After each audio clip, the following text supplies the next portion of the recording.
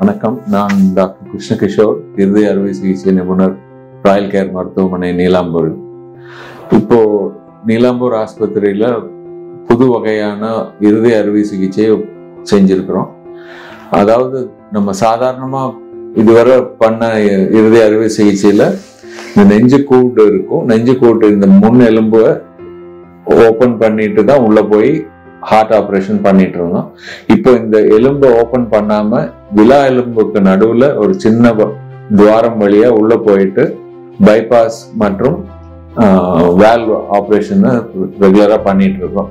இது ஆங்கிலத்தில் minimally invasive cardiac surgery என்று அழைப்பார்கள்.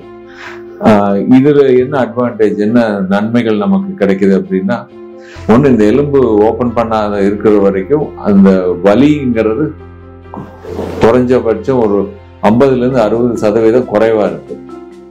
ரெண்டாவது, அறுவை சிகிச்சை முடிஞ்சு ஒரு வாரத்துல எல்லாம் அவர் தன்னோட வேலைக்கு போய் சேர்ந்துக்கலாம், வாகனம் ஓட்டலாம், வெயிட் தூக்கலாம்.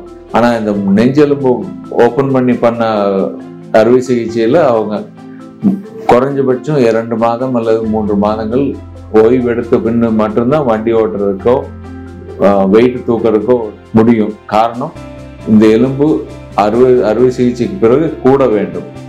இன்னொன்று பிரச்சனை என்னன்னு பார்த்தீங்கன்னா ப்ளீடிங் வந்து இந்த மினிமலி இன்வேசிவ் சர்ஜரியில பார்த்தீங்கன்னா மிக குறைவாக உள்ளது.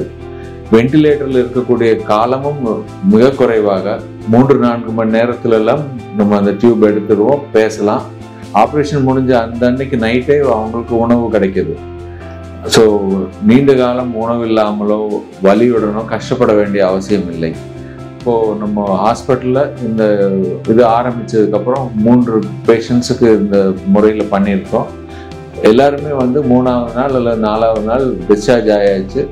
8ஆவது நாள் அவங்க திரும்ப அவங்க வேலைக்கு போய் சேர்ந்தாச்சு. அந்த மாதிரி ஒரு சிச்சுவேஷன், இந்த அட்வான்டேஜ் இந்த முறையில் இருக்கிறது. இதுல என்னென்ன ஆப்ரேஷன் பண்ணலாம், யாருக்காவது பண்ண முடியாம இருக்குமா அப்படின்னு நீங்க கேட்டீங்கன்னா, உடல் பருமன் மிக அதிகமாக உள்ளவர்களுக்கு கொஞ்சம் சிரமம். அந்த மினிமல் இன்வேசிவ் வழியா போய் பண்றது கொஞ்சம் சிரமம். மற்றொன்று, பைபாஸ் பண்ணும்போது சில இரத்த குழாய்கள் வந்து மிகவும் டேமேஜ் ஆகிருக்கும். கால்சியம் டெபாசிட் மிக கூடுதலாக இருந்தவர்களுக்கு இது கொஞ்சம் சிரமமான ஆப்ரேஷனா இருக்கும். அந்த மாதிரி சமயத்துல நம்ம ஓப்பன் டெக்னிக்ல போறது தான் பெட்டர்.